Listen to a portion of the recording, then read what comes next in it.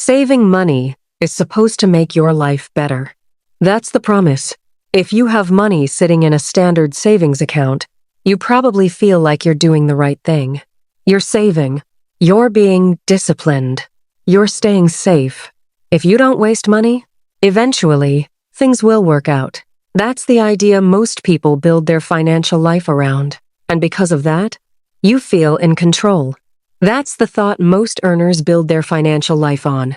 Not getting rich, just being safe. And safety feels responsible. It feels mature. It feels like progress. But here's the part no one really explains. Safety, by itself, doesn't move you forward. It only keeps you where you are. And in a system that keeps moving, staying in the same place isn't neutral. It's a slow loss. Not dramatic, not obvious, but consistent. You don't feel it immediately. You don't get a notification for it. No alert, no warning. But it's there, quietly reducing what your money can actually do for you every single day. Not by taking your money away, but by reducing its power. Most people think the biggest risk to their money is losing it. A bad investment, a market crash, a wrong decision, something sudden, something visible, something they can point to and say, that's where it went wrong. But the biggest risk is something much slower, something invisible, something that doesn't look like a mistake, because it feels normal. Inflation.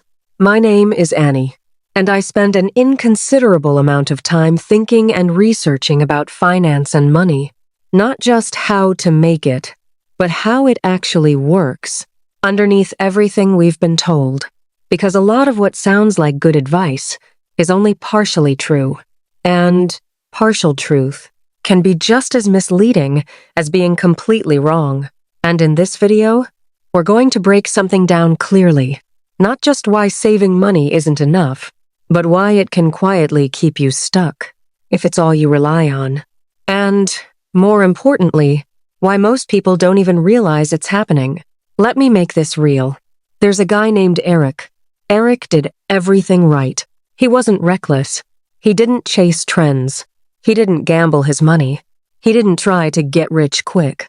He just followed what he believed was smart. Work, save, repeat. Every month, he moved money into his savings account. Not a huge amount, but consistently.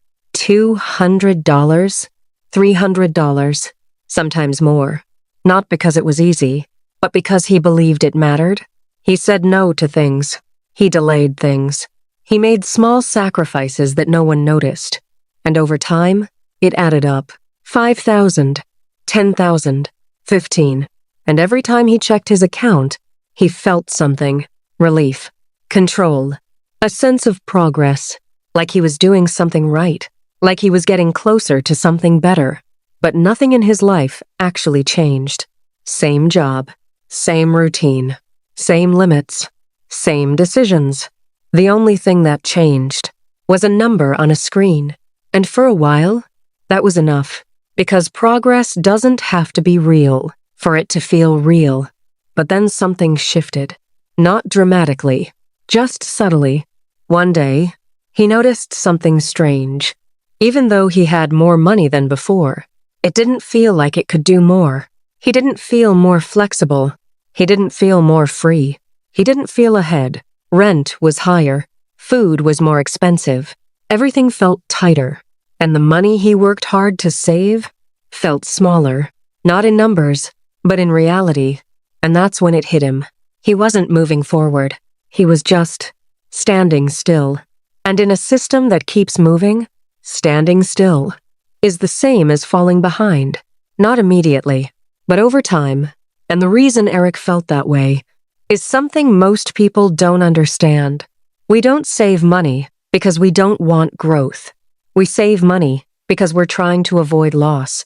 There's a concept in psychology called loss aversion. It means losing money feels worse than gaining money feels good. So naturally, we choose what feels safer. Not what grows faster, not what builds more, just what feels more certain. A savings account feels predictable. The market doesn't. One feels calm, the other feels uncomfortable. So we avoid it. We stay in control. Or at least, we feel like we are. But here's the problem.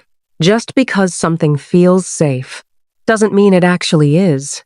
Because while you're avoiding visible risk, you're accepting invisible loss. A loss that doesn't shock you. A loss that doesn't scare you. A loss that doesn't force you to react. And invisible loss is the most dangerous kind.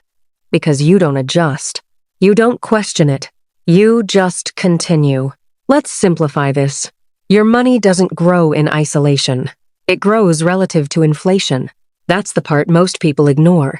If your money earns 1%, but inflation is 3%, you're not gaining 1%. You're losing 2% every year, quietly, without resistance, and over time, that adds up more than most people expect. Because time doesn't just multiply gains, it multiplies mistakes. Let's make it real. If you invest $10,000 and earn around 7% annually, that money doubles roughly every 10 years. So, in 30 years, it becomes about $76,000. Not because you did something extraordinary, but because you allowed time to work with you. Now compare that to saving. Same $10,000, same time, no real growth. It stays $10,000. But what that $10,000 can buy shrinks. And that's the part that matters. Because money isn't just numbers. It's purchasing power. It's opportunity. It's options. So in reality, you didn't preserve your money. You slowly lost its power. And the most important part? You didn't feel it happening. But there's another layer to this. It's not just what your money is losing. It's what your money could have been doing instead. Every dollar sitting still is a dollar that could have been working, growing, positioning you differently. And over time, that gap becomes massive. Not because of one big decision, but because of many small ones, repeated consistently. This is opportunity cost. Not what you lost, but what you never allowed to happen. And that's harder to see, because you can't measure what didn't happen. You can't feel growth you never experienced, so it feels like nothing is wrong, when in reality, everything is just delayed. Delayed progress, delayed freedom, delayed options. And the longer that delay continues, the harder it becomes to catch up, because time matters more than effort. You can work harder later, but you can't recover lost time. And money, when used correctly, is really just a tool for time. Time freedom, time flexibility, time control. But when money sits still, time works against you instead. Let's go back to Eric for a moment, because nothing failed in his life. That's what made it dangerous. No big loss, no warning sign, just a slow realization. He started noticing people around him, moving differently, not necessarily smarter, but more willing to act. They weren't just saving, they were building, trying, learning, adjusting. And over time, it started to show, not instantly, but gradually, because small growth, compounded, becomes visible. And that's when Eric started asking a different question. Not, how do I save more?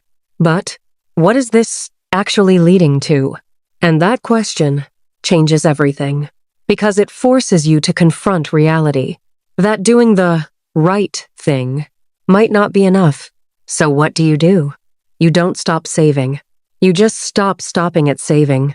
Because saving is the foundation, not the system. Think of your money in layers. First, a safety net, emergency money. That protects you. That gives you breathing room. Second, a growth engine. This is where your money actually works. This is where most people hesitate. Because this is where uncertainty exists. But it's also where progress happens. Because growth always involves movement. Owning assets means your money is no longer sitting still. It's moving, compounding, building over time, even when you're not thinking about it, even when you're not actively working. That's the difference. Third, stability. As your money grows, you balance risk. You protect what you've built. You reduce exposure. You become more intentional. But the key idea is simple. You don't build wealth by avoiding movement. You build it by directing movement. This doesn't require perfection. It requires awareness. Because most people are not making bad decisions, they're just making incomplete ones. First, check where your money is actually sitting. Second, make sure your savings aren't idle. Third, start moving a portion into something that can grow, even if it's small, even if it feels uncomfortable. Because growth always feels uncertain at first. And consistency matters more than timing. Most people don't struggle financially because they made one big mistake. They struggle because they followed advice that sounded right, without questioning if it actually worked. Saving money is not wrong, but stopping at saving is, because money isn't meant to sit. It's meant to move. And once you understand that, you stop measuring progress by how much you save, and start measuring it by what your money is actually doing. If this changed the way you think about money, subscribe, because most people are doing what feels responsible without realizing what it's costing them. And once you see it clearly, you don't go back to thinking the same way again.